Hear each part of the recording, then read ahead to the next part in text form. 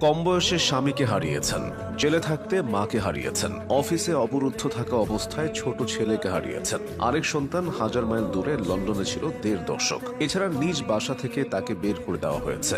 খালেদা জিয়ার জীবনের পুরোটাই ত্যাগ ও সংগ্রামে ভরা। খালেদা জিয়া চাইলে উন্নত কোনো দেশে বাকি জীবনটা আরামে কাটিয়ে দিতে পারতেন। তবে তিনি একবার বলেছিলেন, আমার স্বজনহীন জীবনে দেশবাসী আমার স্বজন, আল্লাহ আমার একমাত্র ভরসা। আমি যেমন থাকি, যেখানেই থাকি, যতক্ষণ বেঁচে থাকবো দেশবাসীকে ছেড়ে যাব না। বেগম খালেদা জিয়ার ত্যাগ ও সংগ্রামের সময়গুলো দেখে নিন। ২০০৭-৮ সাল, এই সময়টায় খালেদা জিয়ার পরিবার ও দল দুটোর অবস্থায় ভীষণ নাজুক ছিল। তার দুই ছেলে দেশ ছাড়তে বাধ্য হন। বড় ছেলে তারেক রহমান ছিলেন গুরুতর আহত, তিনি যান লন্ডনে। ছোট ছেলে আরাফাত রহমান কোকো ছিলেন অ্যাজমা রোগাক্রান্ত, তিনি যান থাইল্যান্ড ও পরে মালয়েশিয়ায়। এদিকে বিএনপি ছিল দীর্ঘদিন ক্ষমতার বাইরে। বিপদ আরো ঘনিয়ে আসে ২০০৮ সালের ডিসেম্বরে আওয়ামী লীগ নির্বাচনে জিতলে।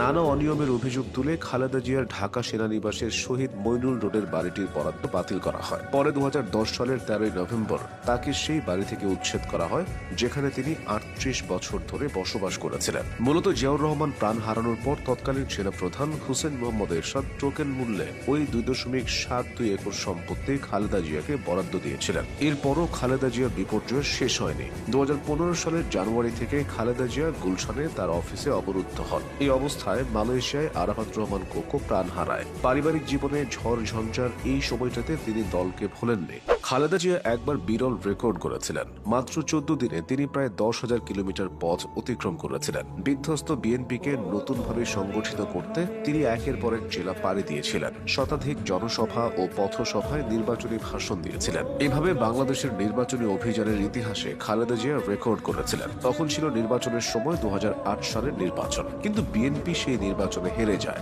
পরাজয়ের পরও তিনি নতুন উদ্যমে কাজ শুরু করেন। কিন্তু ২০১৩ সালের নির্বাচনের আগে খালেদা জিয়াকে অবরুদ্ধ করে রাখা হয়েছিল। তার গুলশানের বাড়ির সামনের রাস্তার দুই পাশে বালির ট্রাক দিয়ে আটকে রাখা হয়। ওই সময় খালেদা জিয়া রেগে গিয়ে পুলিশদের উদ্দেশ্য করে বলেছিলেন, এরা সবাই গোপালগঞ্জের নামই বদলে যাবে। কিন্তু ছোট ছেলে আরাফাত রহমান কোকো প্রাণ হারানোর পর থেকে খালেদা জিয়ার শরীর ও মন ভেঙে পড়ে। তিনি অসুস্থ হয়ে পড়েন। খালেদা জিয়ার অসুস্থতা তাকে ও বিএনপিকে বেশ ভুগিয়েছে। তিনি হার্ট, কিডনি ও লিভার সহ বিভিন্ন ধরনের রোগে ভুগছেন। তার হার্টে ৩টি ব্লক ছিল।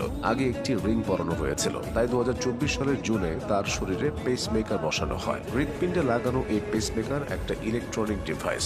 এটা নিয়মিত বিরতিতে হার্টকে সিগন্যাল পাঠায় যাতে হার্ট পাম্প করে। বেগম জিয়া আর্থ্রাইটিস ও ডায়াবেটিসেও ভুগছেন। এরপর লন্ডনে গিয়ে উন্নত চিকিৎসা নিয়ে দেশে ফিরেছেন। ইতিহাস তাকে অনেক কারণেই মনে রাখবে। তবে আলাদা করে বলতে হয়, ৮০ দশকে জেনারেল এরশাদের সামরিক শাসন অবশ্য